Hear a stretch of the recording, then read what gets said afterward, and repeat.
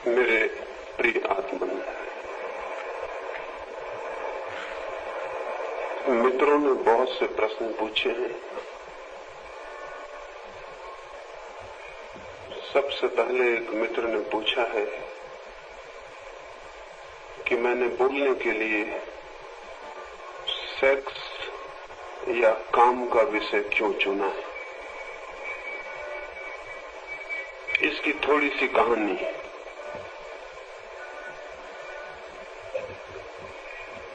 एक बड़ा बाजार है। उस बड़े बाजार को कुछ लोग बंबई कहते हैं। उस बड़े बाजार में एक सभा थी और उस सभा में एक पंडित जी कबीर क्या कहते हैं इस संबंध में बोलते थे। उन्होंने कबीर की एक पंक्ति कही और उसका अर्थ समझाया। उन्होंने कहा कि कबीरा खड़ा बाजार में लिए लुकाठी हाथ, जो घर बारे आप न चले हमारे साथ। उन्होंने ये कहा कि कबीर बाजार में खड़ा था और चिल्ला के लोगों से कहने लगा कि लकड़ी उठा के मैं बुलाता हूं उन्हें जो अपने घर को जलाने की हिम्मत रखते हो, वे हमारे साथ आ जाएं। उस सभा में मैंने देखा कि लोग ये बात सुन के बहुत खुश हुए। मुझे बड़ी हैरानी हुई। मुझे हैरानी ये हुई कि वे जो लोग खुश हो रहे थे उनमें से कोई भी अपने घर को जलाने को कभी भी तैयार नहीं था। लेकिन उन्हें प्रसन्न देखकर मैंने समझा कि बेचारा कबीर आज होता तो कितना खुश न होता। जब 300 साल पहले वो था और किसी बाजार में उसने चिल्ला के कहा होगा तो एक भी आदमी खुश नहीं हुआ होगा। आदमी की जात बड़ी अद्भुत है। जो मर जाते हैं उनकी बातें सुन के लोग खुश होते हैं और जो जिंदा होते हैं उन्हें मार डालने की धमकी देते हैं। मैंने सोचा आज कबीर होते इस बम्बई के बड़े बाजार में तो कितने खुश होते कि लोग कितने प्रसन्न हो रहे हैं।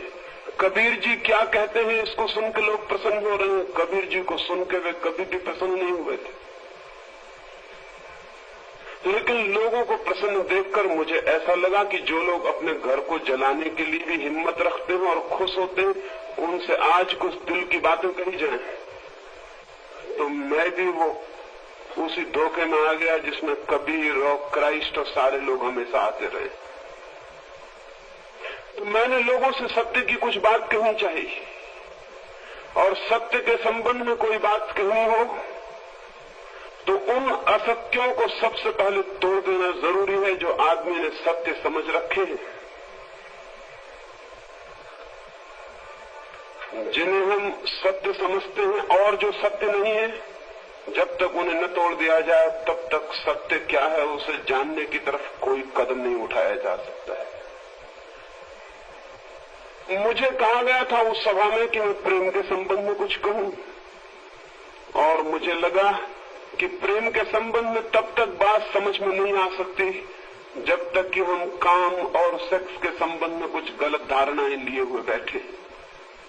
अगर गलत धारणाएं हैं सेक्स के संबंध में तो प्रेम के संबंध में हम जो भी बातचीत करेंगे वो अधूरी होगी, वो झूठी होगी, वो सत्य नहीं हो सकती। इसलिए उस सभा में मैंने काम और सेक्स के संबंध में कुछ कहा और ये कहा कि काम की ऊर्जा ही रूपांतरित होकर प्रेम की अभिव्यक्ति बनती है।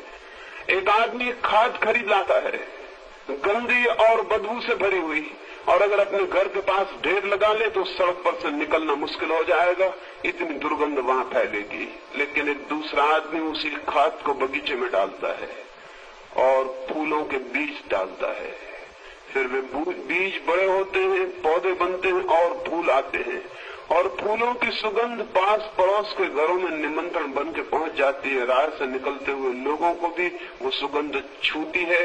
वो पौधों को लहराता हुआ संगीत अनुभव होता है।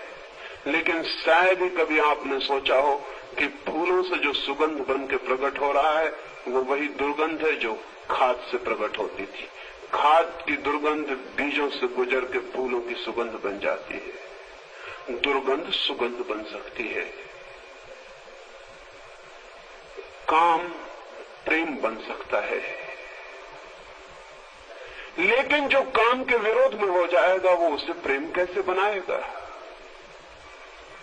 जो काम का शत्रु हो जाएगा वो उसे कैसे रूपांतरित करेगा?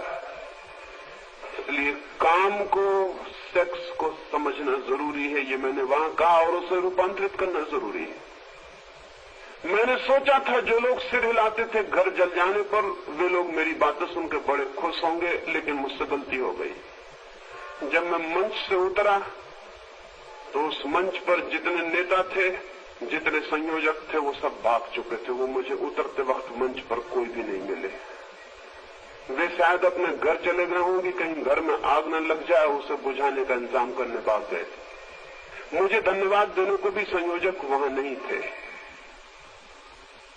जितनी भी सफेद टोपियां थी, जितने भी खादी वाले लोग थे, वो मंच पर कोई भी नहीं थे, वो जा चुके थे।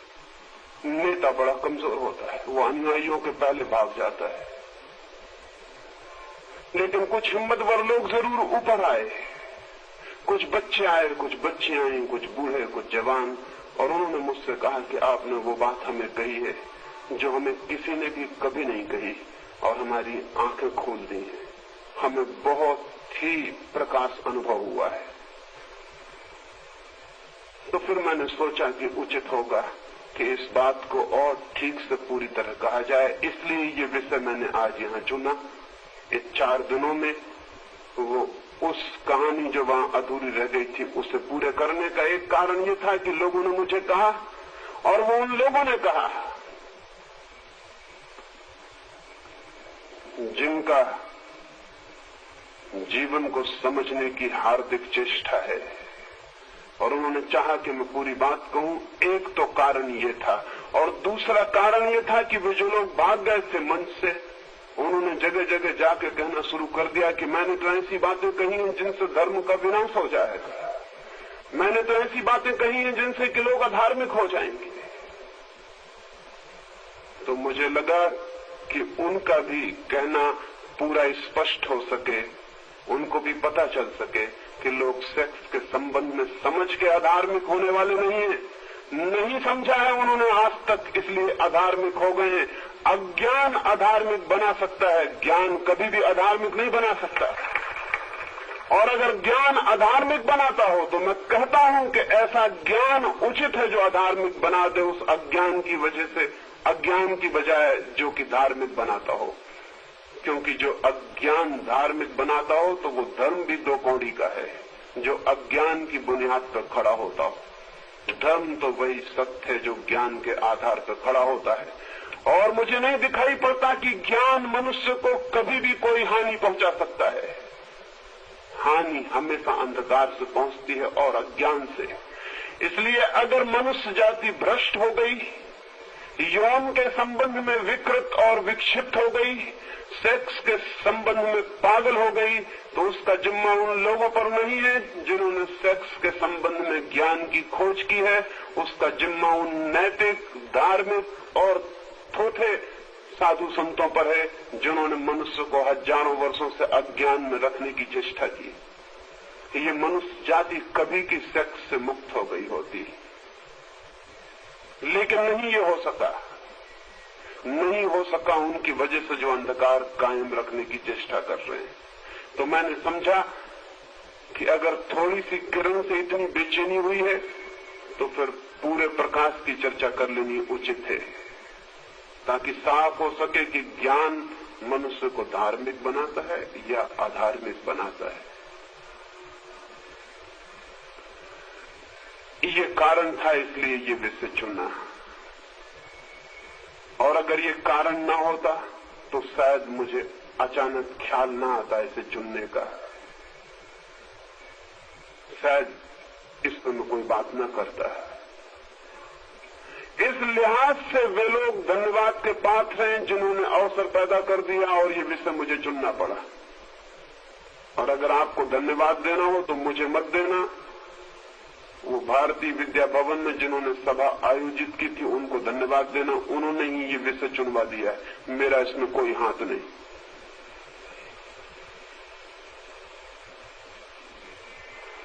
एक मित्र ने पूछा है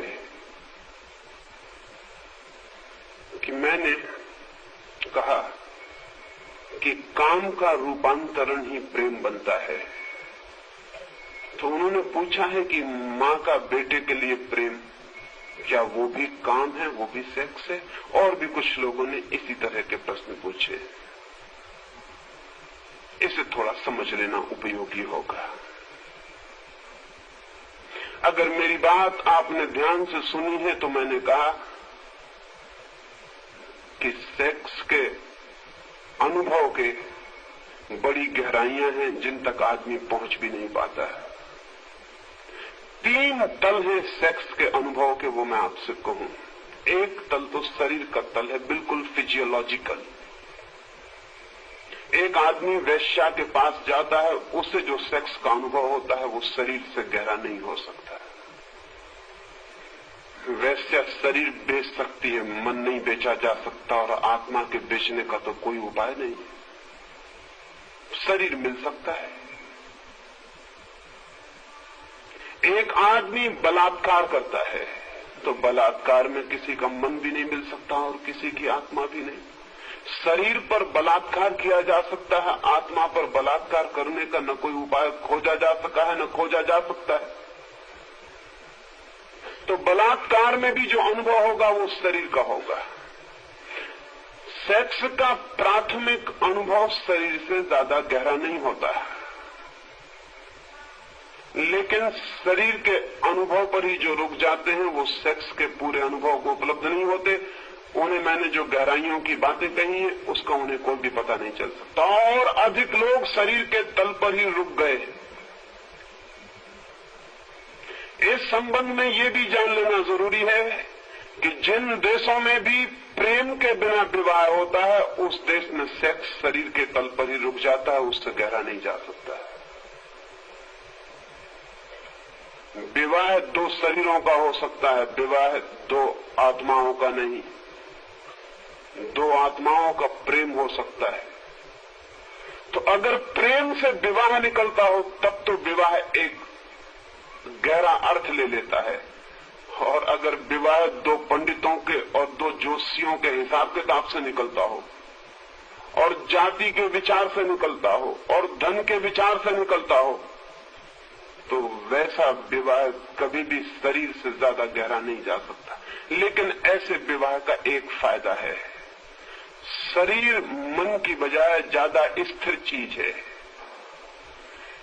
इसलिए शरीर जिन समाजों में विवाह का आधार है उन समाजों में विवाह सुस्थिर होगा, जीवन भर चल जाएगा। शरीर अस्थिर चीज नहीं है, शरीर बहुत स्थिर चीज, उसमें परिवर्तन बहुत धीरे धीरे आता है और पता भी नहीं चलता। शरीर जड़ता का तल है।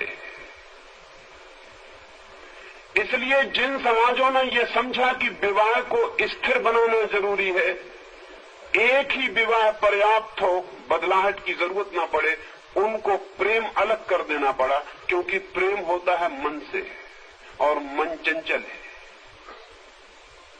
जो समाज प्रेम के आधार पर विवाह को निर्मित करेंगे उन समाजों में तलाक अनिवार्य होगा, उन समाजों में विवाह परिवर्तित होगा, विवाह स्थायी व्यवस्था नहीं हो सकती, क्योंकि प्रेम तरल है, मन चंचल है, शरीर स्थिर और जड़ है। आपके घर में एक पत्थर पड़ा हुआ है, सुबह पत्थर पड़ा था, सांझ भी पत्थर वहीं पड़ा रहेगा। सुबह एक फूल खिला था, सांझ तक मुरझा जाएगा और गिर जाएगा।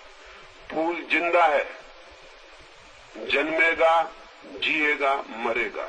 पत्थर मुर्दा है, वैसे ही का वैसा सुबह था, वैसा ही शाम पड़ा रहे। पत्थर बहुत स्थिर है, विवाह पत्थर की तरह है। शरीर के तल पर जो विवाह है वो स्थिरता लाता है, समाज के हित में है, लेकिन एक एक व्यक्ति के अहित में है, क्योंकि वो स्थिरता शरीर के तल पर लाई गई है और प्रेम से बचा गया है। इसलिए शरीर के तल से ज्यादा पति और पत्नी का संभोग और सेक्स नहीं पहुंच पाता गहरे में। एक यांत्रिक, एक मैकेनिकल रूटीन हो जाती है, एक यंत्र की भांति जीवन हो जाता है सेक्स का। उस अनुभव को रिपीट करते रहते हैं और जड़ होते चले जाते हैं, लेकिन उससे ज्यादा गहराई कभी भी नहीं मिलती। जहां प्रेम के बिना विवाह होता है उस विवाह में और वेश्या के पास जाने में बुनियादी भेद नहीं है। थोड़ा सा भेद है, बुनियादी नहीं है वो। वेश्या को आप एक दिन के लिए खरीदते हैं और पत्नी को आप पूरे जीवन के लिए खरीदते हैं, इससे ज्यादा फर्क नहीं पड़ता। जहां प्रेम नहीं है वहां खरीदना ही है, चाहे एक दिन के लिए खरीदो चाहे पूरी जिंदगी के लिए खरीदो। हालांकि साथ रहने से रोज रोज एक तरह का संबंध पैदा हो जाता है, एसोसिएशन से लोग उसी को प्रेम समझ लेते हैं, वो प्रेम नहीं। प्रेम और ही बात है।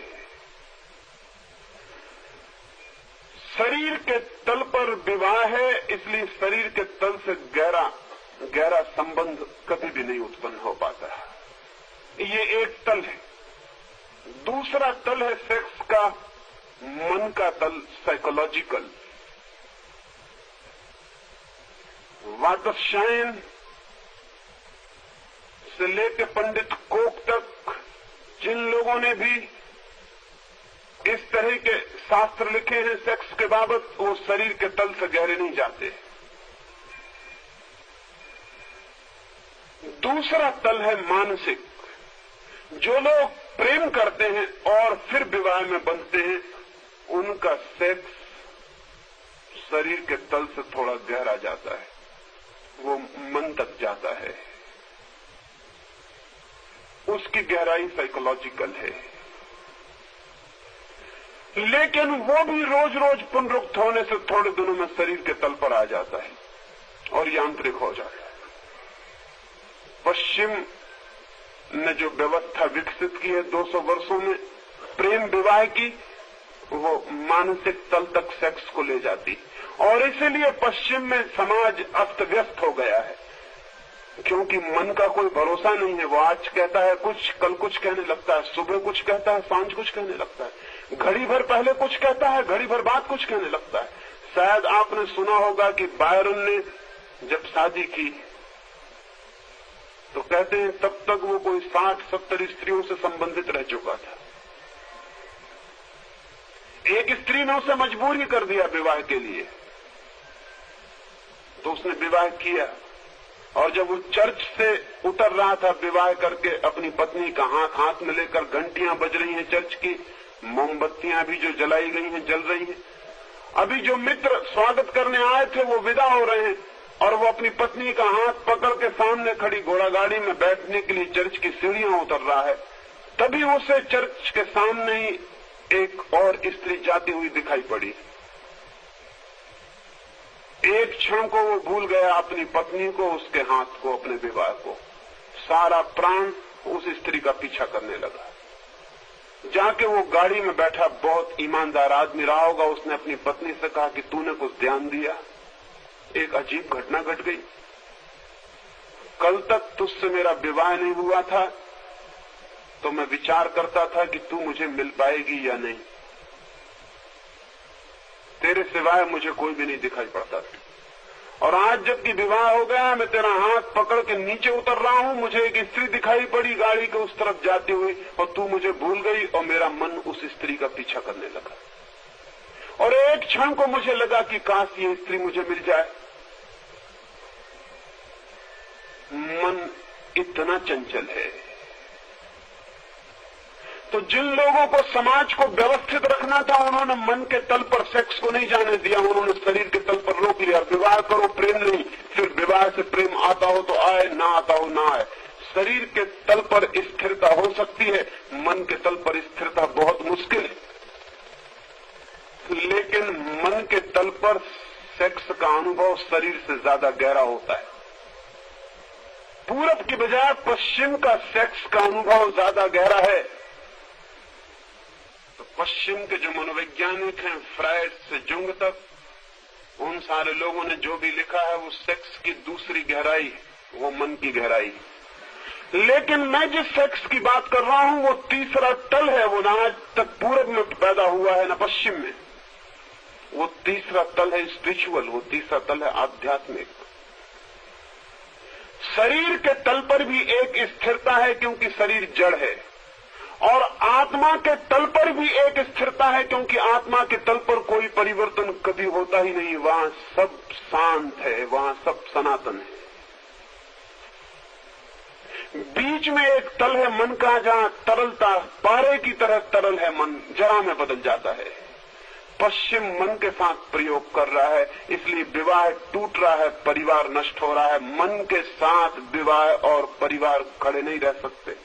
अभी 2 वर्ष में तलाक है, कल 2 घंटे में तलाक हो सकता है, मन तो घंटे भर में बदल जाता है। तो पश्चिम का सारा समाज अस्त व्यस्त हो गया है। पूरब का समाज व्यवस्थित था, लेकिन सेक्स की जो गहरी अनुभूति थी वो पूरब को उपलब्ध नहीं हो सकी। एक और स्थिरता है, एक और घड़ी है आध्यात्मिक की, उस तल पर जो पति पत्नी एक बार मिल जाते हैं या 2 व्यक्ति एक बार मिल जाते हैं, उन्हें तो ऐसा लगता है कि वो अनंत जन्मों के लिए एक हो गए। वहां फिर कोई परिवर्तन नहीं है। उस तल पर चाहिए स्थिरता, उस तल पर चाहिए अनुभव। तो मैं जिस अनुभव की बात कर रहा हूं, जिस सेक्स की बात कर रहा हूं, वो स्पिरिचुअल सेक्स, आध्यात्मिक अर्थ नियोजन करना चाहता हूं काम की वासना में। और अगर मेरी ये बात समझेंगे तो आपको पता चल जाएगा कि माँ का बेटे के प्रति जो प्रेम है वो आध्यात्मिक काम है, वो स्पिरिचुअल सेक्स का हिस्सा है। आप कहेंगे तो बहुत उल्टी बात है, माँ का बेटे के प्रति काम का क्या संबंध? लेकिन जैसा मैंने कहा कि पुरुष और स्त्री, पति और पत्नी एक क्षण के लिए मिलते हैं, एक क्षण के लिए दोनों की आत्माएं एक हो जाती हैं, और उस घड़ी में जो उन्हें आनंद का अनुभव होता है वही उनको बांधने वाला हो जाता है। कभी आपने सोचा कि माँ के पेट में बेटा 9 महीने तक रहता है और माँ के अस्तित्व से मिला रहता है? पति एक क्षण को मिलता है, बेटा 9 महीने के लिए एक होता है, इकट्ठा होता है। इसलिए माँ का बेटे से जो गहरा संबंध है वो पति से भी कभी नहीं होता, हो भी नहीं सकता। पति एक क्षण के लिए मिलता है अस्तित्व के तल पर, जहां एग्जिस्टेंस है, जहां बीइंग है, वहां एक क्षण को मिलता है, फिर बिछड़ जाता है। एक क्षण को करीब आते हैं और फिर कोसों का फासला शुरू हो जाता है। लेकिन बेटा 9 महीने तक माँ की सांस से सांस लेता है, माँ के हृदय से धड़कता है, माँ के खून से खून, माँ के प्राण से प्राण। उसका अपना कोई अस्तित्व नहीं होता, वो माँ का एक हिस्सा होता है। इसीलिए स्त्री माँ बने बिना कभी भी पूरी तरह तृप्त नहीं हो पाती। कोई पति स्त्री को कभी तृप्त नहीं कर सकता जो उसका बेटा उसे कर देता है। कोई पति कभी उतना गहरा कंटेंटमेंट उसे नहीं दे पाता जितना उतना बेटा उसको दे पाता है। स्त्री माँ बिना बने पूरी नहीं हो पाती। उसके व्यक्तित्व का पूरा निखार, पूरा सौंदर्य उसके माँ बनने पर प्रकट होता है। उससे उसके बेटे के आत्मिक संबंध बहुत गहरे हैं। और इसीलिए आप ये भी समझ लो कि जैसे ही स्त्री मां बन जाती है उसकी सेक्स में रुचि कम हो जाती है। कभी आपने ख्याल किया? जैसे ही स्त्री मां बन जाती सेक्स के प्रति उसकी रुचि कम हो जाती, फिर सेक्स में उसे उतना रस नहीं मालूम पड़ता। उसने एक और गहरा रस ले लिया है मातृत्व का। वो एक प्राण के साथ और 9 महीने तक इकट्ठी जी लिए, अब उसे सेक्स में रस नहीं रह जाता। अक्सर पति हैरान होते हैं क्योंकि पति पिता बनने से पुरुषों में कोई फर्क नहीं पड़ता, लेकिन मां बनने से स्त्री में बुनियादी फर्क पड़ जाता है। पिता बनने से पति में कोई फर्क नहीं पड़ता, क्योंकि पिता कोई बहुत गहरा संबंध नहीं है। जो नया व्यक्ति पैदा होता है उससे पिता का कोई गहरा संबंध नहीं है। पिता बिल्कुल सामाजिक व्यवस्था है, सोशल इंस्टीट्यूशन है। पिता के बिना भी दुनिया चल सकती है। इसीलिए पिता से कोई गहरा संबंध नहीं है बेटे का। मां से उसके बहुत गहरे संबंध, और मां तृप्त हो जाती है उसके बाद, और उसमें एक और ही तरह की आध्यात्मिक गरिमा प्रकट होती है। जो मां नहीं बनी है स्त्री उसको देखें, और जो मां बन गई है उसे देखें, और उन दोनों की चमक और उनकी ऊर्जा और उनका व्यक्तित्व अलग मालूम पड़ेगा। मां में एक दीप्ति दिखाई पड़ेगी, शांत, जैसे नदी जब मैदान में आ जाती तब शांत हो जाती है। जो जो अभी मां नहीं बनी है, उस स्त्री में एक दौड़ दिखेगी, जैसे पहाड़ पर नदी दौड़ती है, झरने की तरह टूटती है, चिल्लाती है, गड़गड़ाहट है, आवाज है, दौड़ है। मां बनकर वो एकदम शांत हो जाती।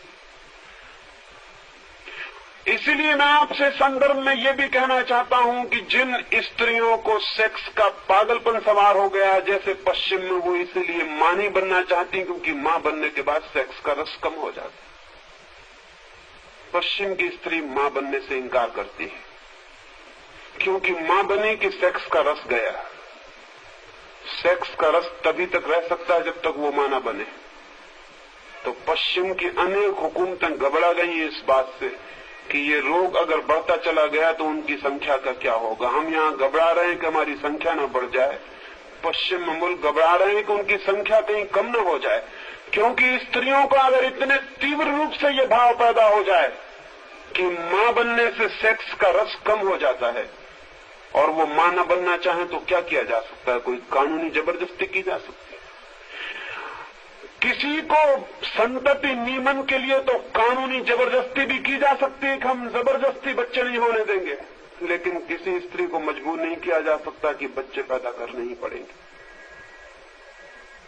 पश्चिम के सामने हमसे बड़ा सवाल है, हमारा सवाल उतना बड़ा नहीं। हम संख्या को रोक सकते हैं जबरदस्ती कानूनन, लेकिन संख्या को कानूनन बढ़ाने का कोई भी रास्ता नहीं। किसी व्यक्ति को जबरदस्ती नहीं की जा सकती तुम बच्चे पैदा करो। और आज से 200 साल के भीतर पश्चिम के सामने ये प्रश्न बहुत भारी हो जाएगा, क्योंकि पूरब की संख्या बढ़ती चली जाएगी, वो सारी दुनिया पे छा सकती है और पश्चिम की संख्या क्षीण होती जा सकती है। स्त्री को मां बनने के लिए उन्हें फिर से राजी करना पड़ेगा और उनके कुछ मनोवैज्ञानिकों ने ये सलाह देनी शुरू की है कि बाल विवाह शुरू कर दो, अन्यथा खतरा है। क्योंकि स्त्री होश में आ जाती तो वो मां नहीं बनना चाहती, उसे सेक्स का रस लेने में ज्यादा ठीक मालूम पड़ता है। इसलिए बचपन में शादी कर दो, उसे पता ही नहीं चले वो कब मां बन गई। पूरब में जो बाल विवाह चलता था उसके एक कारणों में ये भी था। स्त्री जितनी युवा हो जाएगी और जितनी समझदार हो जाएगी और सेक्स का जैसे रस लेने लगेगी, वैसे वो मां नहीं बनना चाहेगी। हालांकि उसे कुछ पता नहीं कि मां बनने से क्या मिलेगा, ये तो मां बनने से ही पता चल सकता है, उसके पहले कोई उपाय नहीं। स्त्री तृप्त होने लगती है मां बन के। क्यों? उसने एक आध्यात्मिक तल पर सेक्स का अनुभव कर लिया बच्चे के साथ, और इसलिए मां और बेटे के पास एक आत्मीयता है। मां अपने प्राण दे सकती है बेटे के लिए।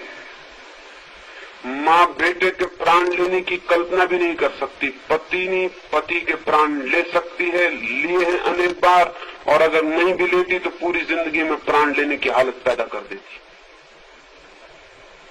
लेकिन बेटे के लिए कल्पना भी नहीं कर सकती। वो संबंध बहुत गहरा है। और मैं आपसे ये भी कह दूं, जब उससे अपने पति का संबंध भी इतना गहरा हो जाता तो पति भी उसे बेटे की तरह दिखाई पड़ने लगता है, पति की तरह नहीं। यहाँ इतनी स्त्रियां बैठी और इतने पुरुष बैठे, मैं उनसे ये पूछता हूं कि जब उन्होंने अपनी पत्नी को बहुत प्रेम किया है तो क्या उन्होंने इस तरह व्यवहार नहीं किया जैसे छोटा बच्चा अपनी मां के साथ करता है? क्या आपको इस बात का ख्याल है कि पुरुष के हाथ स्त्री के स्तन की तरफ क्यों पहुंच जाते हैं?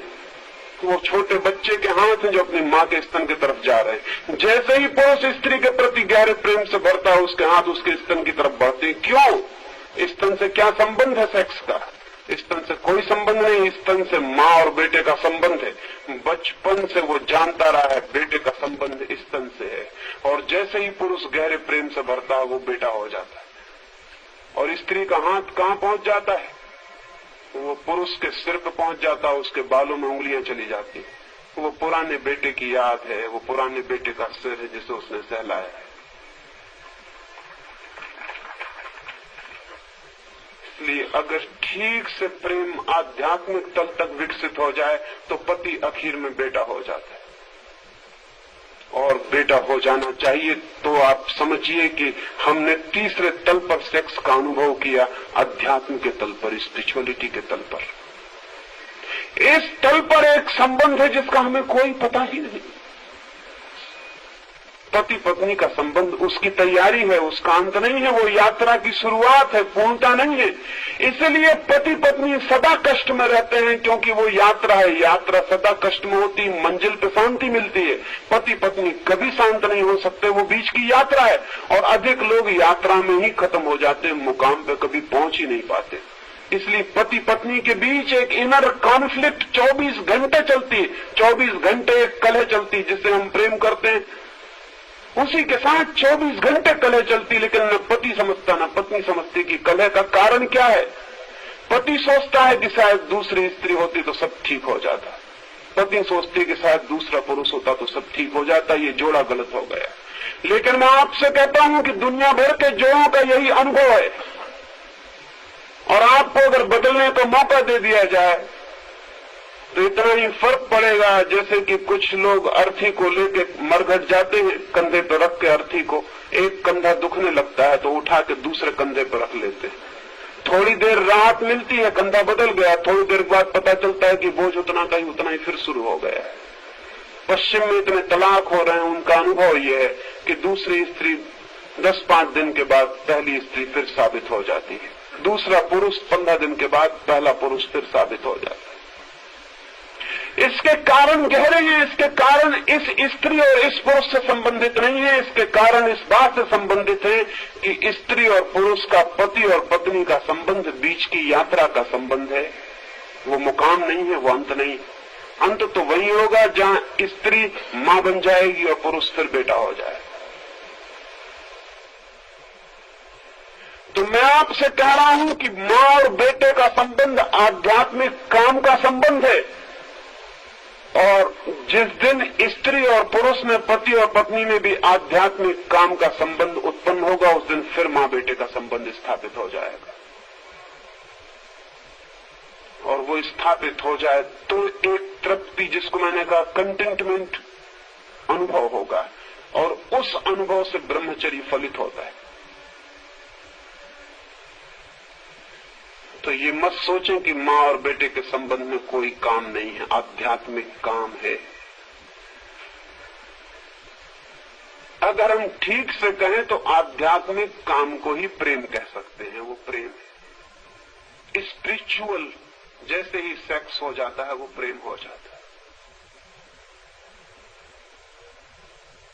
एक मित्र ने इस संबंध में और एक बात पूछी है।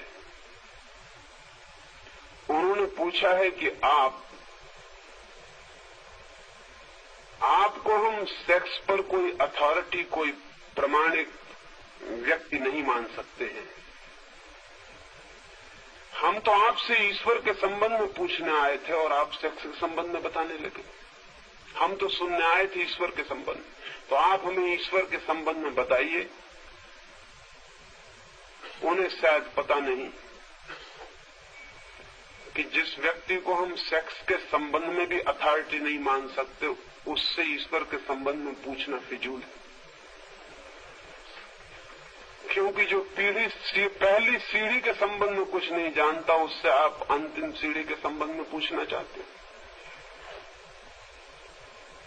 अगर सेक्स के संबंध में जो मैंने कहा वो स्वीकारी नहीं है, तो फिर तो भूल के ईश्वर के संबंध में मुझसे पूछने का भी मत आना, क्योंकि वो बात ही खत्म हो गई। पहली कक्षा के योग भी में सिद्ध नहीं हुआ, तो अंतिम कक्षा के योग कैसे सिद्ध हो सकता हूं।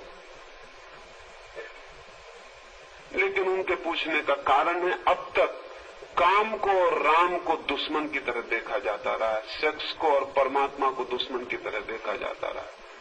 अब तक ऐसा समझा जाता रहा है कि जो राम की खोज करते हैं उनको काम से कोई संबंध नहीं है, और जो लोग काम की यात्रा करते हैं उनको अध्यात्म से कोई संबंध नहीं। ये दोनों बातें बेवकूफी की हैं। आदमी काम की यात्रा भी राम की खोज के लिए ही करता है। वो काम का इतना तीव्र आकर्षण राम की ही खोज है, और इसीलिए काम में कभी तृप्ति नहीं मिलती। कभी ऐसा नहीं लगता कि बस पूरा हो गया सब। वो जब तक राम न मिल जाए तब तक लग भी नहीं सकता। और जो लोग काम के शत्रु होकर राम को खोजते हैं, राम की खोज नहीं है वो सिर्फ राम के नाम में काम से एस्केप है, पलायन। काम से बचना है, इधर प्राण घबराते हैं, डर लगता है, तो राम की चदरिया ओढ़ के उसमें छुप जाना है और राम राम राम राम राम राम जपते रहना है कि वो काम की याद ना आए। जब भी कोई आदमी राम राम राम राम जपते मिले तो जरा गौर करना, उसके भीतर राम राम के जप के पीछे काम का जप चल रहा होगा, सेक्स का जप चल रहा होगा। स्त्री को देखेगा और माला फिरने लगेगा, कहेगा राम राम राम राम राम राम। वो स्त्री दिखी कि वो ज्यादा जोर से माला फेरता है, ज्यादा जोर से राम राम कहता है। क्यों? वो भीतर जो काम बैठा है वो धक्के मार रहा है, राम का नाम ले लेकर उसे भुलाने की कोशिश करता है। लेकिन इतनी आसान तरकीबों से अगर जीवन बदलते होते तो दुनिया कभी की बदल गई होती। उतना आसान रास्ता नहीं। तो मैं आपसे कहना चाहता हूं कि काम को समझना जरूरी है अगर आप अपने राम की और परमात्मा की खोज को भी समझना चाहते हैं। क्यों? ये इसलिए मैं कहता हूं कि एक आदमी बंबई से कलकत्ते की यात्रा करना चाहे, वो कलकत्ते के संबंध में पता लगाए कि कलकत्ता कहाँ है, किस दिशा में है, लेकिन उसे यही पता ना हो कि बंबई कहाँ है और किस दिशा में है, और कलकत्ते की वो यात्रा करना चाहे तो क्या वो कभी सफल हो सकेगा? कलकत्ता जाने के लिए सबसे पहले ये पता लगाना जरूरी है कि बंबई कहाँ है, जहां मैं हूं वो किस दिशा में है। फिर कलकत्ते की तरफ दिशा विचार की जा सकती है। लेकिन मुझे यही पता नहीं कि बंबई कहाँ है तो कलकत्ते के बाबत सारी जानकारी फिजूल है, क्योंकि यात्रा मुझे बंबई से शुरू करनी पड़ेगी। यात्रा का प्रारंभ बंबई से करना है और प्रारंभ पहले है, अंत बाद में है। आप कहाँ खड़े हैं? राम की यात्रा करना चाहते हैं वो ठीक, भगवान तक पहुंचना चाहते हैं वो ठीक, लेकिन खड़े कहाँ हैं आप? खड़े तो काम में है, खड़े तो वासना में है, खड़े तो सेक्स में। वो आपका निवास गृह है जहां से आपको कदम उठाने हैं और यात्रा करनी। तो पहले तो उस जगह को समझ लेना जरूरी है जहां हम हैं, जो एक्चुअलिटी है उसे पहले, जो वास्तविक है उसे पहले समझ लेना जरूरी है। तब हम उसे भी समझ सकते हैं, जो संभावना है, जो पॉसिबिलिटी है, जो हम हो सकते हैं, उसे जानने के लिए जो हम हैं उसे पहले जान लेना जरूरी है। अंतिम कदम को समझने के पहले पहला कदम समझ लेना जरूरी है, क्योंकि पहला कदम ही अंतिम कदम तक पहुंचाने का रास्ता बनेगा। और अगर पहला कदम ही गलत हो गया तो अंतिम कदम कभी भी सही नहीं होने वाला है। राम से भी ज्यादा महत्वपूर्ण काम को समझना है, परमात्मा से भी ज्यादा महत्वपूर्ण सेक्स को समझना है। क्यों इतना महत्वपूर्ण है? इसलिए महत्वपूर्ण है कि अगर परमात्मा तक पहुंचना है तो सेक्स को बिना समझे आप नहीं पहुंच सकते। इसलिए ये मत पूछे। और रह गई अथॉरिटी की बात कि मैं अथॉरिटी हूं या नहीं, ये कैसे निर्णय होगा? अगर मैं ही संबंध में कुछ कहूंगा तो वो निर्णायक नहीं रहेगा, क्योंकि मेरे संबंध में ही निर्णय होना है। अगर मैं ही कहूं कि मैं अथॉरिटी हूं तो उसका कोई मतलब नहीं। अगर मैं कहूं कि मैं अथॉरिटी नहीं हूं तो उसका भी कोई मतलब नहीं है, क्योंकि मेरे दोनों वक्तव्यों के संबंध में विचारणी है कि अथॉरिटेटिव आदमी कह रहा है कि गैर अथॉरिटेटिव। मैं जो भी कहूंगा इस संबंध में वो फिजूल है। मैं अथॉरिटी हूं या नहीं, ये तो आप थोड़े सेक्स की दुनिया में प्रयोग करके देखें, और जब अनुभव आएगा तो पता चलेगा कि जो मैंने कहा था वो अथॉरिटी थी या नहीं। उसके बिना कोई रास्ता नहीं है। मैं आपसे कहता हूं कि तैरने का ये रास्ता है। आप कहेंगे लेकिन हम कैसे माने कि आप तैरने के संबंध में प्रमाणिक बात कह रहे हैं? तो मैं कहता हूं कि चलिए आपको साथ लेके नदी में उतरा जा सकता है। आपको नदी में उतारे देता हूं। मैंने जो कहा है आपको, अगर वो कारगर हो जाए पार होने में, हाथ पैर चलाने में और तैरने में, तो आप समझना कि जो मैंने कहा है वो कुछ जान के कहा है। उन्होंने ये भी कहा है कि फ्रायड अथॉरिटी हो सकते हैं, लेकिन मैं आपसे कहता हूं जो मैं कह रहा हूं उस पर फ्रायड दो कौड़ी भी नहीं जानते। फ्रायड मानसिक तल से कभी भी ऊपर नहीं उठ पाया, उसको कल्पना भी नहीं है आध्यात्मिक सेक्स की। फ्रायड की सारी जानकारी रुग्ण सेक्स की है, हिस्टेरिक, होमोसेक्सुअलिटी, मेस्टरबेशन, इस सब की खोजबीन है। रुग्ण सेक्स, विकृत सेक्स के बाबत खोजबीन है, पैथोलॉजिकल है, बीमार की चिकित्सा की वो खोज है। फ्रायड एक डॉक्टर है। फिर पश्चिम में जिन लोगों का उसने अध्ययन किया वे मन के तल के सेक्स के लोग हैं। उसके पास एक भी अध्ययन नहीं, एक भी केस हिस्ट्री नहीं जिसको स्पिरिचुअल सेक्स कहा जा सके। तो अगर खोज करनी है कि जो मैं कह रहा हूं वो कहां तक सच है, तो सिर्फ एक दिशा में खोज हो सकती है, वो दिशा है तंत्र। और तंत्र के बाबत हमने हजारों साल से सोचना बंद कर दिया है। तंत्र ने सेक्स को स्पिरिचुअल बनाने का दुनिया में सबसे पहला प्रयास किया। खजुराहो में खड़े मंदिर, पुरी और कोणार्क के मंदिर सबूत है। कभी आप खजुराहो गए? कभी आपने जाके खजुराहो की मूर्तियां देखी? तो आपको दो बातें अद्भुत अनुभव होंगी। पहली तो बात ये कि नग्न मैथुन की प्रतिमाओं को देख के भी आपको ऐसा नहीं लगेगा कि उनमें जरा भी कुछ गंदा है, जरा भी कुछ अगली है। नग्न मैथुन की प्रतिमाओं को देखकर कहीं भी ऐसा नहीं लगेगा कि कुछ कुरूप है, कुछ बुरा है, बल्कि मैथुन की प्रतिमाओं को देखकर एक शांति, एक पवित्रता का अनुभव होगा, जो बड़ी हैरानी की बात है। वे प्रतिमाएं आध्यात्मिक सेक्स को जिन लोगों ने अनुभव किया था उन शिल्पियों से निर्मित करवाई गई। उन प्रतिमाओं के चेहरों पर आप एक सेक्स से भरे हुए आदमी को देखें, उसकी आंखें देखें, उसका चेहरा देखें, वो घिनौना, घबराने वाला, कुरूप प्रतीत होगा। उसकी आंखों से एक झलक मिलती हुई मालूम होगी जो घबराने वाली और डराने वाली होगी। प्यारे से प्यारे आदमी को, अपने निकटतम प्यारे से प्यारे व्यक्ति को भी स्त्री जब सेक्स से भरा हुआ बात आते हुए देखती है तो उसे दुश्मन दिखाई पड़ता है, मित्र नहीं दिखाई पड़ता। प्यारी से प्यारी स्त्री को अगर कोई पुरुष अपने निकट सेक्स से भरा हुआ आता हुआ दिखाई देगा तो उसे उसके भीतर नरक दिखाई पड़ेगा, स्वर्ग नहीं दिखाई पड़ सकता। लेकिन खजुराहो की प्रतिमाओं को देखें तो उनके चेहरों को देख के ऐसा लगता है जैसे बुद्ध का चेहरा हो, महावीर का चेहरा हो। मैथुन की प्रतिमाएं और मैथुन दत्त जोड़े के चेहरे पर जो भाव है वो समाधि के,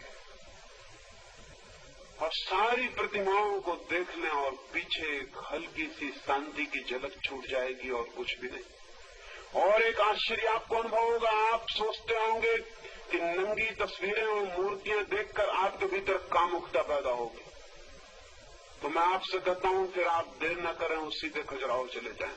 खजुराहो पृथ्वी पर इस समय अनूठी चीज है, लेकिन हमारे कई नीति शास्त्री, पुरुषोत्तम दास टंडन और उनके कुछ साथी इस सुझाव के थे कि खजुराहो के मंदिर पर मिट्टी छाप के दीवारें बंद कर देनी चाहिए, क्योंकि उनको देखने से वासना पैदा हो सकती है। मैं तो हैरान हो गया। खजुराहो के मंदिर जिन्होंने बनाए थे उनका ख्याल ये था कि इन प्रतिमाओं को अगर कोई बैठ के घंटे पर देखे तो वासना से शून्य हो जाएगा। वे प्रतिमाएं ऑब्जेक्ट्स फॉर मेडिटेशन रही हजारों वर्ष तक। वे प्रतिमाएं ध्यान के लिए ऑब्जेक्ट का काम करती रही। जो लोग अति कामुक थे उन्हें खजुराहो के मंदिर के पास भेज के उन पर ध्यान करवाने के लिए कहा जाता था कि तुम ध्यान करो, इन प्रतिमाओं को देखो और इनमें लीन हो जाओ। और ये आश्चर्य की बात है, हालांकि हमारे अनुभव में है लेकिन हमें ख्याल नहीं। आपको पता है रास्ते पर दो आदमी लड़ रहे हों और आप रास्ते से चले जा रहे हो, तो आपका मन होता है कि खड़े होकर वो लड़ाई देख लें, लेकिन क्यों? आपने कभी ख्याल किया लड़ाई देखने से आपको क्या फायदा है? 1000 जरूरी काम छोड़ के आप आधे घंटे तक 2 आदमियों की मुक्काबाजी देख सकते हैं खड़े होकर। फायदा क्या है? शायद आपको पता नहीं, फायदा एक है, 2 आदमियों को लड़ते देखकर आपके भीतर जो लड़ने की प्रवृत्ति है वो विसर्जित होती है, उसका निकास होता है, वो इवोपोरेट हो जाती है।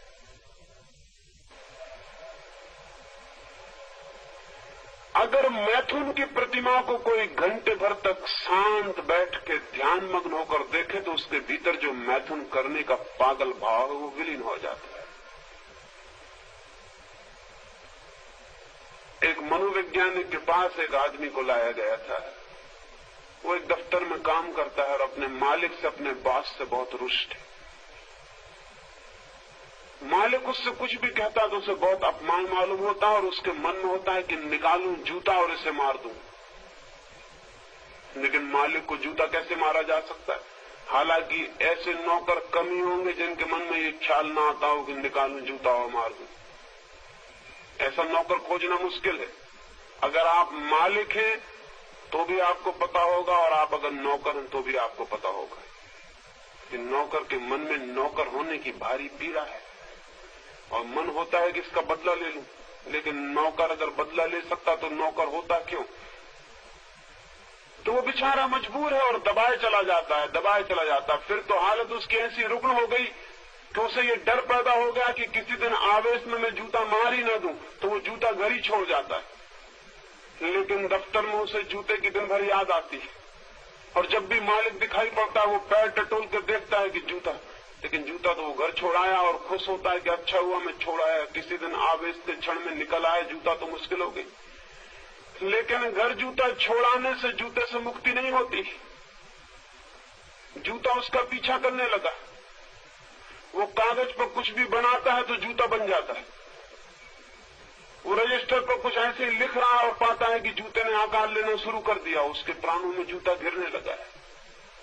वो बहुत घबरा गया है और उसे ऐसा डर लगने लगा है धीरे धीरे कि मैं किसी भी दिन हमला कर सकता हूं। तो उसने अपने घर आके कहा कि अब मुझे नौकरी पे जाना ठीक नहीं, मैं छुट्टी लेना चाहता हूं, क्योंकि अब हालत ऐसी हो गई कि मैं दूसरे का जूता निकाल के भी मार सकता हूं। अब अपने जूते का जरूरत नहीं रह गई। मेरे हाथ दूसरे लोगों के पैरों की तरफ भी बढ़ने की कोशिश करते। तो घर के लोगों ने समझा कि वो पागल होता है, उसे मनोवैज्ञानिक के पास ले गया। उस मनोवैज्ञानिक ने कहा कि इसकी बीमारी बड़ी नहीं, छोटी सी है। इसके मालिक की तस्वीर घर में लगा लो और इससे कहो कि रोज सुबह 5 जूते धार्मिक भाव से मारा करे। 5 जूते मारे तब दफ्तर जाए, बिल्कुल रिलीजियसली। ऐसा नहीं कि किसी दिन चूक जाए, जैसे लोग ध्यान जप करते हैं, बिल्कुल वक्त पर 5 जूते मारे, दफ्तर से लौट के 5 जूते मारे। वो आदमी पहले तो बोला कि क्या पागलपन की बात है, लेकिन भीतर उसे खुशी मालूम हुई। वो हैरान हुआ, उसने कहा कि मुझे भीतर खुशी मालूम हो रही। तस्वीर टांग ली गई और रोज 5 जूते मार के दफ्तर गया। पहले दिन ही जब वो 5 जूते मार के दफ्तर गया तो उसे एक बड़ा अद्भुत अनुभव हुआ। मालिक के प्रति उसने दफ्तर में उतना क्रोध अनुभव नहीं किया, और 15 दिन के भीतर तो मालिक के प्रति अत्यंत विनयशील हो गया। मालिक को भी हैरानी हुई, उसे तो कुछ पता नहीं कि भीतर क्या चल रहा है। उसने उसको पूछा कि तुम आजकल बहुत आज्ञाकारी, बहुत विनम्र, बहुत ही हम्बल हो गए हो, बात क्या है? उसने कहा वो मत पूछिए, नहीं तो सब गड़बड़ हो जाए। क्या हुआ? तस्वीर को जूते मारने से कुछ हो सकता है, लेकिन तस्वीर को जूते मारने से वो जो जूते मारने का भाव है वो द्रवित हुआ, वो इवोपरेट हुआ, वो वाष्पीभूत हुआ। खजुराहो के मंदिर या कोणार्क और पुरी के मंदिर जैसे मंदिर सारे देश के गांव-गांव में होने चाहिए। बाकी मंदिरों की कोई जरूरत नहीं है, वो बेवकूफी के सबूत है। उनमें कुछ नहीं है, उनमें न कोई वैज्ञानिकता है, न कोई अर्थ है, न कोई प्रयोजन है, वो निपट गंवारी के सबूत है। लेकिन खजुराहो के मंदिर जरूर अर्थपूर्ण है। जिस आदमी का भी मन सेक्स से बहुत भरा हो वो जाके उन पर ध्यान करे और वो हल्का लौटेगा, शांत लौटेगा। तंत्र ने जरूर सेक्स को आध्यात्मिक बनाने की कोशिश की थी, लेकिन इस मुल्क के नीति शास्त्री और जो मॉरल प्रीचर्स हैं उन दुष्टों ने उनकी बात को समाज तक नहीं पहुंचने दिया। वो मेरी बात भी नहीं पहुंचने देना चाहते। यहां से मैं भारतीय विद्या भवन से बोलकर जबलपुर वापस लौटा और तीसरे दिन मुझे एक पत्र मिला कि अगर आप इस तरह की बातें कहना बंद नहीं कर देते हैं तो आपको गोली क्यों न मार दी जाए। मैंने उत्तर देना चाहता था, लेकिन वो गोली मारने वाले सज्जन बहुत कायर मालूम पड़े। ना उन्होंने नाम लिखा था, ना पता लिखा था। शायद वो डरे होंगे कि मैं पुलिस को न दे दूं। लेकिन अगर वो यहां कहीं हो, अगर होंगे तो किसी झाड़ के पीछे या कहीं दीवार के पीछे छुपे होंगे। अगर वो यहां कहीं हो तो मैं उनको कहना चाहता हूं कि पुलिस को देने की कोई भी जरूरत नहीं। वो अपना नाम और पता मुझे भेज दें ताकि मैं उनको उत्तर दे सकूं। लेकिन अगर उनकी हिम्मत ना हो तो मैं उत्तर यहीं दिए देता हूं ताकि वो सुन ले। पहली तो बात यह है कि इतनी जल्दी गोली मारने की मत करना, क्योंकि गोली मारते ही जो बात मैं कह रहा हूं वो परम सत्य हो जाएगी, इसका उनको पता होना चाहिए। जीसस क्राइस्ट को दुनिया कभी की भूल गई होती अगर उसको सूली पर न लटकाया गया होता। जीसस क्राइस्ट को दुनिया कभी की भूल गई होती अगर उसको सूली न मिली होती। सूली देने वाले ने बड़ी कृपा की। और मैंने तो यहां तक सुना है कुछ इनर सर्कल्स में जो जीवन की गहराइयों की खोज करते हैं, उनसे मुझे ये भी ज्ञात हुआ है कि जीसस ने खुद अपनी सूली लगवाने के लिए योजना और षड्यंत्र किया था। जीसस ने चाहा था कि मुझे सूली लगा दी जाए, क्योंकि सूली लगते ही जो जीसस ने कहा है वो करोड़ों करोड़ों वर्ष के लिए अमर हो जाएगा और हजारों लोगों के, लाखों लोगों के काम आ सकेगा। इस बात की बहुत संभावना है, क्योंकि जुदास जिसने ईसा को बेचा 30 रुपयों में, वो ईसा के प्यारे से प्यारे शिष्यों में से एक था। और ये संभव नहीं है कि जो वर्षों से ईसा के पास रहा वो सिर्फ 30 रुपए में ईसा को बेच दे, सिवाय इसके कि ईसा ने उसको कहा कि तू कोशिश कर, दुश्मन से मिल जा और किसी तरह मुझे उलझा दे और सूली लगवा दे, ताकि मैं जो कह रहा हूं वो अमृत का स्थान ले ले और करोड़ों लोगों का उद्धार बन जाए। महावीर को अगर सूली लगी होती तो दुनिया में केवल 30 लाख जैन नहीं होते, 30 करोड़ हो सकते थे। लेकिन महावीर शांति से मर गए, सूली का उन्हें पता भी नहीं था, न किसी ने लगाई, न उन्होंने लगवाने की व्यवस्था की। आज आधी दुनिया ईसाई है, उसका सिवाय इसके कोई कारण नहीं कि ईसा अकेला सूली पर लटका हुआ है। न बुद्ध, न मोहम्मद, न महावीर, न कृष्ण, न राम।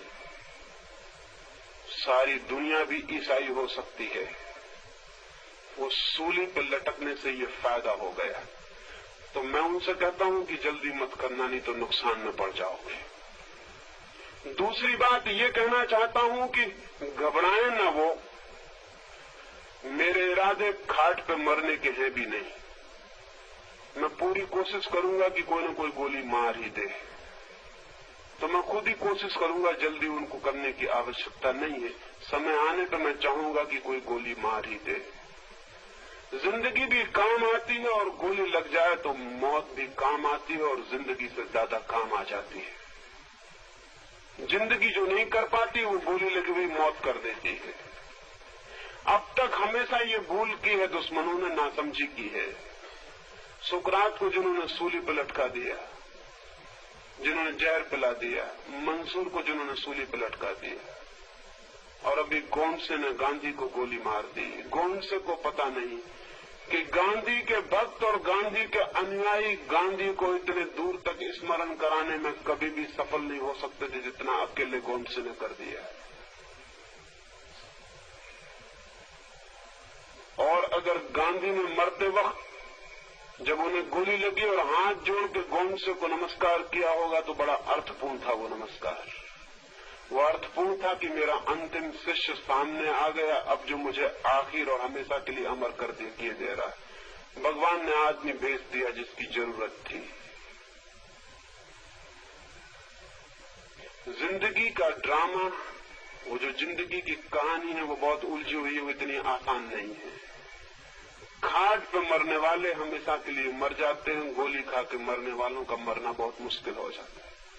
सुकरात से किसी ने पूछा उसके मित्रों ने कि अब तुम्हारे जहर दे दिया जाएगा और तुम मर जाओगे, तो हम तुम्हारे गाड़ने की कैसी व्यवस्था करें, जलाएं, कब्र बनाएं, क्या करें? सुकरात ने कहा, पागलो, तुम्हें पता नहीं है कि तुम मुझे नहीं गाड़ सकोगे? तुम जब सब मिट जाओगे तब भी मैं जिंदा रहूंगा, मैंने मरने की तरकीब जो चुनी है वो हमेशा जिंदा रहने वाली। तो वो मित्र अगर कहीं हो तो उनको पता होना चाहिए, जल्दी ना करें, जल्दी में नुकसान हो जाएगा उनका, मेरा कुछ होने वाला नहीं है, क्योंकि जिसको गोली लग सकती है वो मैं नहीं हूं, और जो गोली लगने के बाद भी पीछे बच जाता है वही हूं। तो वो जल्दी ना करें। और दूसरी बात ये कि वो घबराएं भी ना। मैं हर तरह की कोशिश करूंगा कि खाट पे न मर सकूं। वो मरना बड़ा गड़बड़ है, वो बेकार ही मर जाना है, वो निरर्थक मर जाना है। मर जाने की भी सार्थकता चाहिए। और तीसरी बात ये कि वो दस्तखत करने से न घबराएं, न पता लिखने से घबराएं,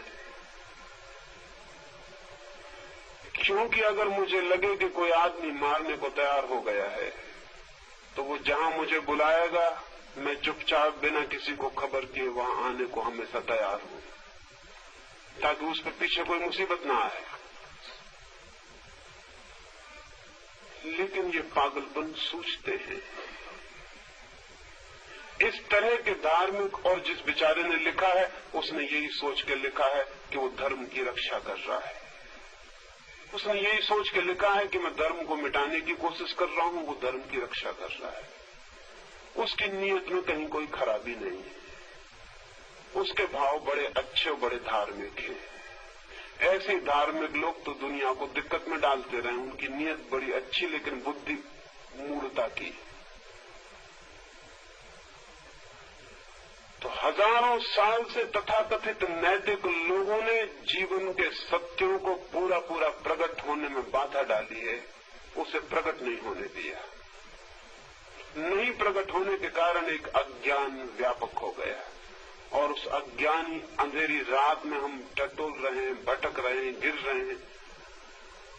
और वे मॉरल टीचर्स, वे नीति शास्त्र के उपदेशक हमारे इस अंधकार के बीच में मंच बना के उपदेश देने का काम करते रहते हैं। ये भी सच है कि जिस दिन हम अच्छे लोग हो जाएंगे, जिस दिन हमारे जीवन में सत्य की किरण आएगी, समाधि की कोई झलक आएगी, जिस दिन हमारा सामान्य जीवन भी परमात्मा जीवन में रूपांतरित होने लगेगा, उस दिन उपदेशक व्यर्थ हो जाएंगे, उनकी कोई जगह नहीं रह जाने वाली।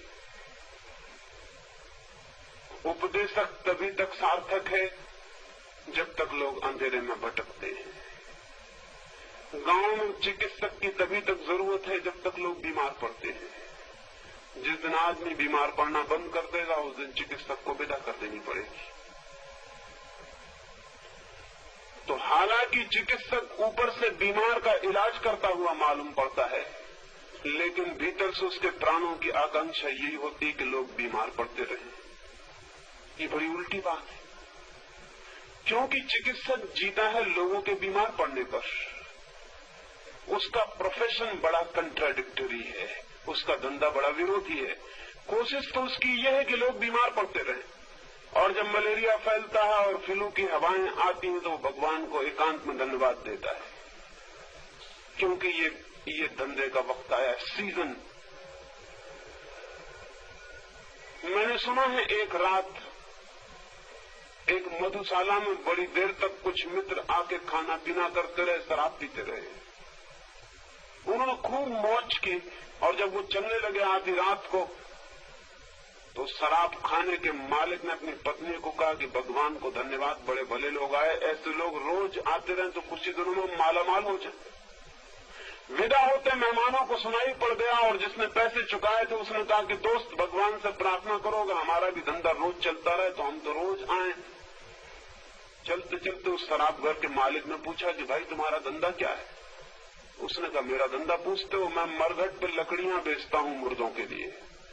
जब मुर्दे ज्यादा मरते हैं तब मेरा धंधा चलता है, तब हम थोड़े खुश होते हैं। हमारा धंधा रोज चलता रहे, हम रोज यहां आते रहे।